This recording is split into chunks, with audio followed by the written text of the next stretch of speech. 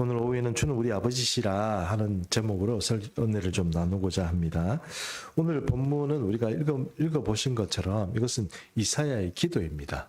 그냥 이사야가 하나님의 말씀을 예언을 하고 대독을 한 것이 아니고 이사야가 하나님께 기도한 것입니다. 그래서 기도 제목이 기도의 어떤 제목이구나 이렇게 생각하고 이 말씀을 읽으면 참 은혜가 됩니다. 이사야는 여러분 생각보다 이사야가 굉장히 탁월한 인물이라는 건 아실 겁니다. 우리가 히브리 문학에 대해서는 사실 잘 알지는 못하지만 이 히브리 문학을 전공한 사람들이나 또 이 구약을 전공한 사람들이 이사야의 이 문필이라고 그러죠. 필력이라고 그럽니다. 글을 이렇게 써내는 그런 어떤 필력에 대해서 대단히 이제 좀 감탄하기도 하고 대단한 분이다 이렇게 평가를 많이 합니다. 그만큼 이사야를 읽으면 이 감흥이 됩니다. 사람을 이 글자 자체가 책 읽는 사람에게 이 감동을 주는 것이죠. 이사야가 그런 면이 좀 있습니다. 그래서 우리가 이사야를 지금 제가 우리 교회에서 계속 이사야를 주일 오후 예배 때마다 강의를 하다 보니 어떤 문제가 생겼냐 하면 사람들이 이사야를 예언책으로 보다 보니까 감동이 좀 적어진 것 같아요. 아닌가요? 감동이 좀 적어진 것 같아요. 왜냐하면 우리가 일반적으로 이사야를 읽을 때 참 이렇게 저도 그렇고 옛날 눈물 많이 흘렸거든요. 이사야서를 읽으면서. 그리고 저와 이렇게 얘기를 나누던 분들 얘기 들어보면 이사야 가지고 삶에 힘을 얻고 이런 분들도 참 많습니다. 그러다 보니까 좀 어렵고 힘들 때 하나님의 말씀으로 이렇게 우리에게 이렇게 하나님께서 레마의 말씀이라고 그러죠. 로고스란 말씀, 이 말씀 자체가 있는 것을 말하는 거고, 레마의 말씀이라는 것은 내게 적용되고 하나님께서 지금 나에게 들려주시는 그 말씀이거든요. 그 레마의 말씀으로 사실 이사야의 말씀을 들을 때 얼마나 우리 마음이 뭉클하고 감동이 되고 눈물을 많이 흘렸는지 모릅니다. 뭐 그런 말씀들이 저도 그렇고 또 많은 분들이 이사야의 말씀을 읽으면서 이게 나에게 정말 지금 이 시점에 내게 주시는 말씀이구나 하는 그런 것들이 좀 많지 않겠나 싶습니다. 특별히 이사야에는 그런 어떤 필력이 뛰어나다 보니까 우리의 감정이나 우리를 설명하고 우리의 생각이나 삶을 설명하고 거기에 이렇게 좀 동화되는 그런 말들을 잘 이사야가 써놨기 때문에 아마 그런 게 아닌가 생각합니다. 그래서 이사야를 읽을 때 이렇게 특별히 이사야가 하나님의 말씀을 받은 것 말고 또 자기가 기도문을 쓴 게 있습니다. 시도 쓴 게 있죠. 그래서 이사야서를 읽을 때 그런 것들을 자세히 생각하고 묵상하면서 그걸 읽으면 그게 굉장히 큰 감동이 되는 경우가 많이 있다는 것입니다. 그래서 66장까지 있는 이사야 말씀 중에 이제 63장을 읽게 되는데 사실 오늘 63장 마지막까지 절까지 읽었지만 이게 64장까지 연결됩니다. 64장 초반에도 보면 64장 4절까지 보면 이사야의 기도가 계속 이어지게 되어 있습니다. 근데 오늘은 뭐 63장까지만 좀 읽긴 했는데 오늘 이 말씀의 중요한 우리 마음을 터치하는 우리 삶을 터치하는 이야기들이 얘기 좀 자주 나오게 되는 것입니다. 그래서 이사야 63장 15절 말씀부터 먼저 조금 우리가 한번 살펴봤으면 좋겠습니다. 15절 말씀에 주여 하늘에서 굽어 살피시며 주의 거룩하고 영화로운 처소에서 보옵소서 이랬습니다. 지금 하나님께서 보고 계실까요? 안 보고 계실까요? 보고 계신데 왜 이사야는 왜 그렇게 또 이렇게 설명하죠?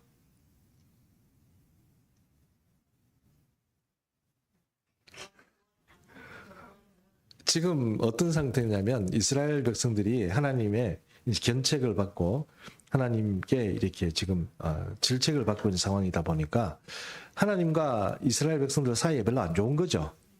안 좋은 상태입니다. 여러분 우리 그런 때 있잖아요. 우리가 뭐 잘못해서 그런 것도 있겠지만 한 번씩 보면 주님하고 이렇게 뭐 사이가 좀 이렇게 왜 조금 안 좋은 그런 거 있잖아요. 그렇게 그게 감정적으로 그런 경우가 사실 우리가 인격체다 보니까 하나님하고 우리 사이도 그렇습니다. 우리가 늘 주님 앞에 참 공손하고 겸손해야 되지만 한 번씩 보면 우리가 약간씩 조금 감정적으로 그렇죠. 약간 주님에게 우리하고 약간 삐져 있는 그런 우리 마음이 그런 게 있습니다. 그런 때가 있잖아요. 보니까 이런 마음이 들 때 어떤 생각이 듭니까? 보시지만 안 보시는 것 같잖아요. 좀 제대로 좀 봐주시면 안 돼요? 뭐 이런 마음이잖아요.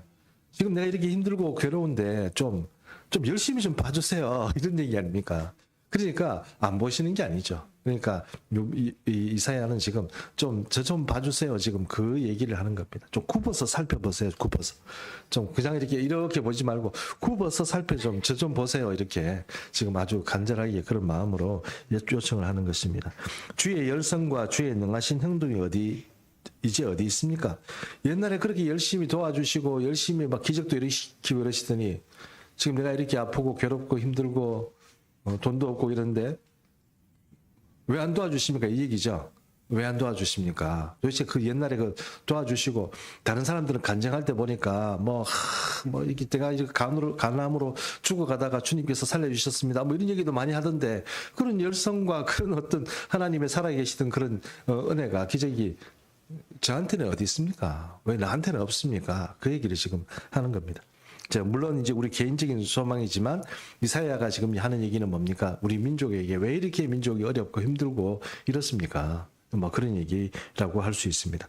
주께서 베푸시던 간곡한 자비와 사랑이 내게 그쳤나이다. 우리한테는 지금 그런 은혜와 사랑이 뚝 끊어져 버렸습니다. 지금 너무 힘들어요. 뭐 그 얘기입니다. 그러니 지금 빨리 오셔가지고 저 좀 살려주세요. 뭐 이런 얘기로 지금 이사야가 이제 시작하고 있습니다. 그래서 63장 11절에 14절을 우리가 읽지는 않았는데요. 여기에 보면 우리가 이 옛날에 주의 열성과 주의 능하신 행동이 어디 있습니까? 이렇게 얘기할 때 우리가 오늘 읽지는 않았지만 11절에서 14절에서 옛날 광야 시대 이야기가 나옵니다. 그러니까 지금 이 능하시고 기적을 베푸시고 이런 이야기들이 무슨 얘기냐면 옛날에는 그렇게 광야 생활에서 막 그런 기적을 일으키시더니 왜 지금은 안 도와주십니까? 이런 얘기거든요. 그러면 이제 11절부터 우리가 조금 살펴봤으면 좋겠는데 11절을 제가 한번 읽어보겠습니다. 백성이 옛적 모세의 때를 기억하여 이르되 백성과 양 떼에 목자를 바다에서 올라오게 하신 이가 이제 어디 계시니까? 그들 가운데서 성령을 두신 이가 이제 어디 계십니까?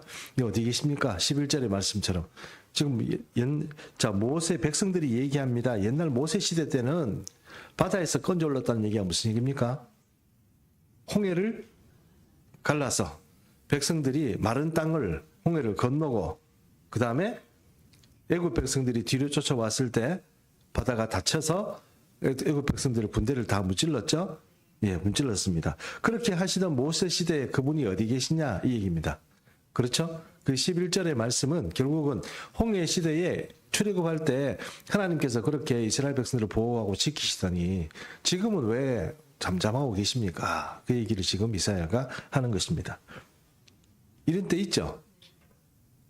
언제입니까 그게? 지금은 아니죠. 지금은 아니면 다행입니다. 지금 그렇다는 얘기는 뭡니까? 지금 내가 정말 엄청 힘들고 눈물 난다는 얘기잖아요. 그렇죠. 그런 시기를 지나와서 다행입니다. 예, 정말 다행인데, 그래도 옛날 잊어버리지 마십시오. 예, 지금 혹시 눈물 나고 괴로운 일이 있으면, 바로 이 모세 시대에 그 있었던 이야기를 하는 것처럼 백성들이 지금 그 얘기 지금 하는 겁니다. 자, 12절 보겠습니다. 12절 우리 같이 읽을까요? 12절입니다. 시작. 그 영광의 발이 모세의 오른손에 이끄시며 그 이름을 영원하게 하려 하여서 그들 앞에서 물을 갈라지게 하시고. 물을 갈라지게 하시는 게 뭡니까? 우리가 생각하기에는 홍해 갈라진다고 생각하는데 그게 아니고요. 반석에 물을 가른 겁니다. 반석. 그 하나님께서 그 반석을 물로 갈라서 거기서 생수를 내시죠. 산 중앙입니다. 제가 저번에 사진도 한번 보여드린 적이 있죠.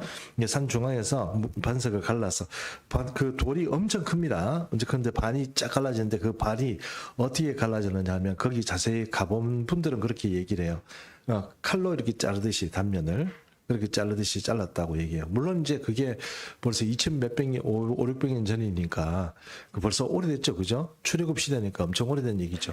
그게 이제 풍화 현상이 있어서 그렇지만 사실 처음에는 굉장히 날카롭게 단면이 이렇게 잘려진 어떤 진짜 번개로 자르는 것 같은 그렇게 잘라가지고 거기서부터 물이 지금 나오고 그렇게 했다 하는 것입니다. 물이 나왔던 그 흔적들이 지금도 있다고 그러죠. 그 반석을 내셨던 그분이 지금 또 어디에 계십니까? 예, 만들어내시던 그분이 왜 지금은 또 잠잠하십니까? 그 얘기입니다. 자, 그럼 13절 제가 또 읽어보겠습니다. 그들을 기품으로 인도하시되 광야에 있는 말같이 넘어지지 않게 하시니가 어제 어디 계시나이까? 이 얘기는 또 광야에 있는 말이라는 게 어떤 말입니까?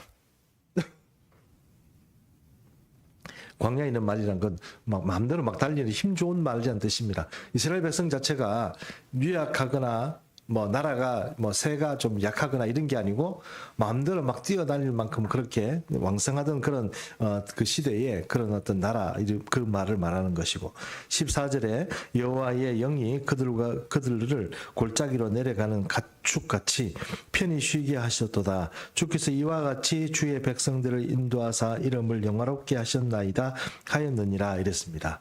자, 이 하나님이 어디에 있느냐? 옛날에 이제 출애굽해서 해서 가나안 땅에 정착할 때 하나님의 영이 함께했다고 그러죠. 그래가지고 그 백성들을 안위하게 하시고 보호하시던 그 하나님이 지금 어디 있길래 우리는 지금 보호받지도 못하고 이렇게 어려운 가운데 있냐 하는 것을 지금 말하고 있는 것입니다. 그것이 몇 절입니까? 15절입니다. 그렇죠? 예. 그리고 11절에 14절까지 광야 시대와 이 옛날에 하나님께서 한때 호령하시던 이스라엘 백성들과 그 역사를 같이 하던 그 시대 이야기를 하고 그다음에 15절에는 그 하나님이 도대체 왜 지금은 안 계시고 지금은 안 도와주냐 그 얘기를 지금 이사야가 하고 있는 것입니다. 자, 그럼 이제 16절 한번 보겠습니다. 자, 16절에 아주 감동적인 얘기가 나오는데 자, 16절 우리 같이 한번 읽어볼까요? 시작. 주는 우리 아버지시라. 아브라함은 우리를 모르고 이스라엘은 우리를 인정하지 아니할지라도 여호와여 주는 우리의 아버지시라. 옛날부터 주의 이름을 우리의 구속자라 하셨거늘. 자, 이 구약 성경에서 이 사람의 아버지를 하나님이라고 얘기할 수 있습니까? 없습니까? 구약 성경에서. 자, 예수님께서 이 땅에 오셔가지고 우리에게 하나님의 자녀되는 권세를 주셨죠. 그럼 구약의 성도들은 하나님의 자녀가 되는 권세를 주신 거예요? 어떻습니까? 주신 적이 없습니다. 하나님 백성입니다. 하나님 백성이죠. 백성이지 이게 하나님이 내 자녀라고 이렇게 말. 물론 다른 예언서에 보면 이 사람은 내 하나님의 딸이다 뭐 이런 표현이 있긴 하지만 그렇다고 해서 개인이 하나님을 아버지라고 부를 수 있는 자격은 사실 신약 시대에 예수님께서 우리 땅에 우리에게 주신 권세입니다. 이게 사실은 유대인들도 처음에는 가지지 못했던 그런 권세죠. 그런 권세가 물론 내용상으로 보면 하나님 나라의 자녀라는 그런 어떤 의미는 다 가지고 있겠지만 그래도 자녀라고 하나님을 아버지라고 부를 수 있는 건 예수님 때문에 그래요. 주기도문을 우리에게 가르치셨죠. 우리가 뭐라고 기도할까요? 그러니까 제 아들이 물어봤을 때 하늘에 계신 누구 아버지? 우리 아버지라고 그때부터 하나님을 아버지라고 부르게 한 그 자녀는 신약 시대에 하나님 예수 그리스도 이후에 있는 자녀들이 이제 그것에 해당하는 겁니다. 그래서 구약 시대는 하나님을 아버지라고 부르면 돼요, 안 돼요? 안 됩니다. 이거 안 됩니다. 왜냐하면 그거는 구약 시대의 아버지라고 부르는 것은 이게 불경죄예요. 불경죄입니다. 불경죄. 아니 감히 사람이 하나님을 아버지라고 부른다고? 불경죄입니다. 그런데 이사야는 뭐라고 불렀습니까? 하나님 우리 아버지라고 그랬죠. 예? 맞습니까? 맞습니까? 그러면 이사야가 불경죄를 저지른 겁니까?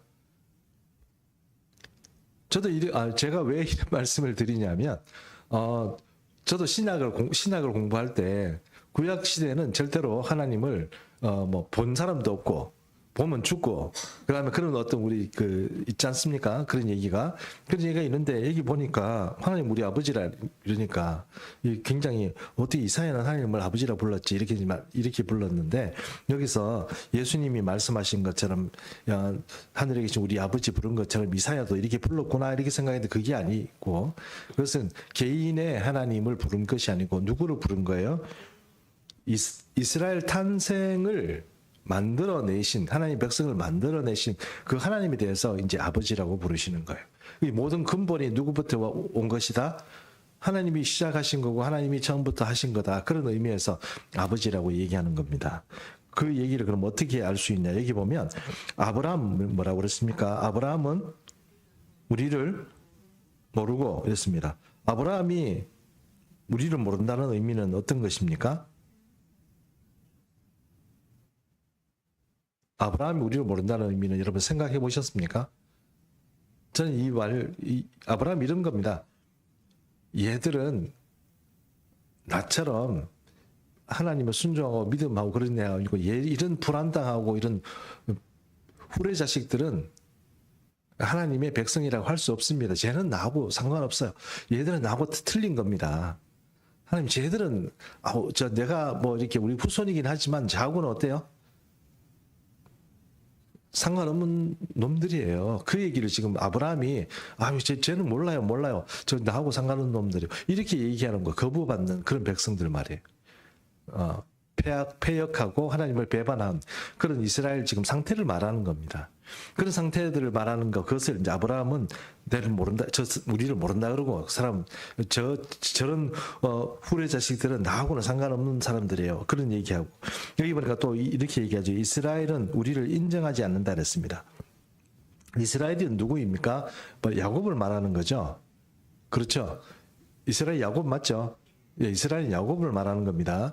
이스라엘이 야곱이 어떤 사람입니까? 이스라엘을 출발시킨 12자녀의 아버지죠. 그렇기 때문에 이스라엘 민족을 출발한다. 그럼 이스라엘 민족이다 이러면 누가 이 시조가 됩니까? 아브라함입니까? 아니면 야곱입니까? 야곱입니다. 아브라함은 물론 이제 뭐 이스라엘 백성의 어떤 아버지라 말할 수는 있지만 그럼에도 불구하고 그 이스라엘의 민족적인 어떤 그런 구성으로 볼 때는 야곱이 아버지입니다. 이 아버지가 보면 얘들은 내 후손이 아니고 얘들은 나하고 호적이 파야 돼요. 얘들은 나하고 질이 틀린 사람이고 이렇게 거부당하는 거, 인정하지 않는 거.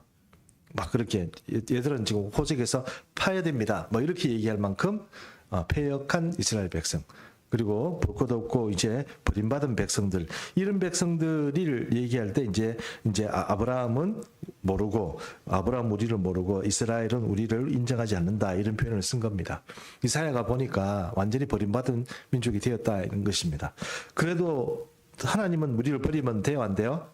안 돼요. 그 얘기를 하는 겁니다. 하나님 우리 아버지잖아요. 아브라함은 우리를 모른다 그러고 이스라엘은 우리를 인정하지 않는다고 할지라도 야, 너희가 그렇게 된 건 너희 죄 때문에 그래. 나하고는 상관없어. 이렇게 하실지 모르지만 그만큼 그들을 처음 불렀었던 그 하나님의 처음 부르심과는 많이 변질된 이스라엘의 상태지만 그래도 하나님은 우리 아버지잖아요. 여호와여 주는 우리 아버지시라 옛적부터 주의 이름을 우리의 구속자라 하였습니다. 이랬습니다. 처음부터 하나님은 우리를 구속하신 분이고 우리를 만들어내신 분인데 하나님이 우리를 돌아보지 않으면, 그래서 우리가 좀 패역하다고 해서 우리를 버리시면 어떡하냐 하는 얘기를 지금 이사야는 하고 있습니다. 자, 그 다음에 그래서 하나님 어떻게 하셔야 됩니까? 지금 돌아오셔야 돼요. 그렇죠? 등 돌리지 말고 어떻게 우리를 도와주시러 좀 돌아오셔야 되겠죠? 어떤 주님으로 돌아오셔야 될까요? 그때 그 능하신 모습으로, 그때 그 기적을 가지고 동반하고 도와주던 그 모습으로 우리에게 돌아와 주세요. 그게 17절입니다. 17절 같이 한번 읽을까요? 시작. 여호와여 어찌하여 우리로 주의 길에서 떠나게 하시며 우리의 마음을 단고하게 하사 주를 경외하지 않게 하시나이까. 원하건대 주의 종들 곧 주의 기업인 지파들을 위하사 돌아오시옵소서. 네, 지금 이제 돌아오십시오. 지금 우리 이러다가 다 죽습니다. 12지파를 주님께서 만드시고 이 민족을 이렇게 하나님의 백성으로 만드셨는데 주님께서 지금 그 하나님으로 오셔서 우리를 도와주지 않으면 지금 우리 다 이제 멸망하고 다 지금 끝이 나게 돼 있습니다. 그 얘기를 합니다. 그리고 이제 18절과 19절의 말씀을 통해서 이제 이스라엘 백성들이 이제 나와 있는 역사적인 어떤 그런 것들을 조금씩 이렇게 보게 되어 있는데요. 18절을 제가 한번 읽어보겠습니다. 주의 거룩한 백성이 땅을 차지한 지 오래지 아니하여서 우리의 원수가 주의 성소를 유린하였사오니 이랬습니다. 주의 백성이 땅을 차지하지 얼마 안 됐다. 그 얘기는 어떤 얘기입니까? 이스라엘 백성들이 가나안 땅을 정복해서 불과 1000년 정도 지나지 않아서 지금 어떤 문제가 생깁니까? 지금 나라가 결단날 그런 위기에 처한 겁니다. 그리고 그 얘기는 또 어떤 얘기입니까? 성소가 하나님의 백성이 없어진다는 얘기는 성소가 지금 없어진다는 그런 얘기죠. 그런 얘기를 지금 하고 있습니다. 그게 63절 18절 말씀이고 63장 18절 말씀이고 19절에 우리는 주의 다스림을 받지 못하는 자 같으며 주의 이름으로 일컬음을 받지 못하는 자 같이 되었나이다 이랬습니다. 하나님께 버림받은 사람으로 이방인하고 똑같이 하나님이 도와주지 않는 그런 민족과 그런 사람으로 지금 우리가 다 전락해서 우리가 지금 다 죽게 생겼습니다. 그 얘기를 지금 하나님께 하고 있는 겁니다. 이런 얘기를 보면 이게 지금 언제쯤 이야기로 볼 수 있습니까? 두 가지 가능성이 있겠죠. 하나는 이 히스기야 시대 때 아수르가 쳐들어와 가지고 이제 나라 전체를 다 이제 평정을 해버리고 이제 아수르가 딱 하나 남았죠. 예루살렘만 딱 남겨놓고 지금 진을 치고 히스기야 시대 때 이제 그 여러분 공격을 해올 때 그때 이제 완전 백척간두에 지금 서 있는 것 아니겠습니까 나라가? 근데 그때 또 얘기를 할 수도 있겠지만 또 하나는 또 무엇입니까? 아직 이사야 시대에 오지는 않았지만 장래에 있을 바벨론을 통한 멸망 그렇죠? 그러니까 이사야 시대 이후에 예레미야 시대에 선지자 시대에 있을 바벨론을 통한 멸망 시대에 이 성전이 망하게 됩니다. 그때 성전이 어떻게 해요? 유린당하죠. 성전이 유린당합니다. 성전이 유린당하는 것은 이 솔로몬이 지은 이 성전이 파괴됩니다. 완전히 파괴되고 박살이 납니다. 그래서 느부갓네살이 와서 그때 있는 은금식기 이런 것들을 다 가지고 가버리죠. 다 가지고 가버리고 결국 이제 성소가 능락당하는 그런 일들이 있습니다. 그 일들이 있을 때 우리가 하나님께서 우리를 다스리지 않는 민족 같고 그렇게 됐다 하는 것입니다. 결국 이 이야기는 이스라엘 백성들이 죄로 인하여서 하나님께서 싫어하시게 됩니다. 우리 여러분 이렇게 생각하시는 게 얼마나 좋을지 모르겠습니다. 뭐 밖에 애들이 어떻게 하든 우리 자식 자녀나 우리 가족이 부모의 턱 밑에서 혹은 우리 형제나 이런 어떤 그 가족 안에서 자꾸 못된 짓 하면 어떻게 돼요? 힘들다 이런 표현이 아니죠. 밖에 사람보다 더 밉죠. 이거 여러분 우리 교회에 있는 우리 모든 대부분의 가정들은 너무 화목해요. 제가 이렇게 보니까 그 가정들이 다 화목하고 서로 막 이렇게 그러신 것 같은데 우리 뭐 원수도 있지 않습니까? 원수가 어디 평생 멀리 있는 게 아니겠습니까? 가족 안에 있죠. 네, 그래서 우리 할머니들 할머니들 주로 막 그래요. 할머니들이나 할아버지들 이렇게 보면 뭐 당신의 남편을 뭐라고 부릅니까? 이렇게 평생 원수 뭐 이런 얘기 하잖아요. 그렇지. 그런 것처럼 이 가족이 항상 이렇게 보면 항상 제일 좀 힘들게 하잖아요. 그렇게 되면 하나님도 마찬가지입니다. 하나님이 밖의 일 때문에 괴로운 게 아니에요. 하나님이 세상 사람들 때문에 괴로운 게 아닙니다, 여러분. 누구 때문에 괴로워요? 하나님이 자녀 때문에 괴로운 거예요. 이것들 때문에 괴로운 거예요. 여러분 우리도 여러분 자녀를 키우면 남의 집 자식이 뭐 지 하든 말든 뭐 그게 무슨 상관입니까? 누구 때문에 힘들어요? 내 자식 때문에 힘들어요. 내 자식 때문에 똑같은 거예요. 하나님도 우리 하나님 자식 때문에 그런 겁니다. 그럼에도 불구하고 이 하나님의 자녀들이 이렇게 배반하고 폐역하였을 때 하나님께서 그렇게 열심히 자녀를 위해서 동기적이 치우고 막 이렇게 하던 그 모습이 변해가지고 하나님이 지금 화가 많이 나셨다는 겁니다. 여러분, 우리 오늘 아침에 식사를 할 때 우리 교회 오기 전에 아침에 우리 집사람이 막 바쁘게 설쳐서 이렇게 식사를 좀 했습니다. 그때 이제 제가 뭘 하느냐 하면 수저를 놔요. 식탁에다가. 근데 우리 집에 제가 항상 생각하는 거지만 우리 집에 숟가락도 각양각색이고 젓가락도 각양각색이에요. 그럼 젓가락을 맞춰야 될 거 아닙니까? 젓가락을 무슨 말씀인지 아시죠? 그런 가정이 좀 있지 싶은데 제 생각엔 근데 맞춰야 되잖아요. 그러면 우리 이제 시원이는 없지만 우리 딸이 있고 집사람이 있고 제가 있잖아요. 그러면 젓가락을 맞추다 보면 제일 예쁘고 제일 매끈하고 좋은 건 어디다 갖다 줄까요? 우리 딸을 주죠. 딸 앞에 제일 멀쩡한 걸 좀 갖다 놔요. 그 다음에 누구를 둘까요? 우리 사모님 자리를 같이 사람 저기 놔두겠죠. 그 다음은요, 제 건 맞든지 안 맞든지 제 거랑 뭐 기능만 하면 되죠. 네, 그렇게 되죠. 그게 이제 하나님의 마음이시죠. 하나님이 정말 그렇게 사랑하고 자식을 위해서 이렇게 막 해주고 이랬지만 이 딸들이 말을 안 듣기 시작하고 막 아빠한테 대들기 시작하고 그러면은 젓가락 좋은 거 주고 싶겠습니까? 내가 이 젓가락이 변하지 않고 좋은 걸 줄 수 있는 그런 마음이 됐으면 좋겠다 이런 생각을 하는 거죠. 하나님께서도 이 자식 때문에 마음이 많이 상하시는 거죠. 이사야의 이야기는 바로 그런 이야기에 어떤 배경이 있다고 생각하시면 됩니다. 돌이킬 수 없는 하나님의 분노, 정말 하나님을 정말 하나님의 마음을 돌이킬 수 없을 만한 그런 폐역 이런 것들 우리가 멸망하지 않고는 멸망해버리고 정말 큰 수술대에 올라가서 큰 수술을 받지 않고는 고쳐지지 않을 그런 병, 중병, 그런 병에 걸려있는 그런 이스라엘 백성들을 두고 너무 수술대에 올려놓고 간절하게 기도하는 것처럼 이사야가 그런 마음으로 지금 기도하는 겁니다.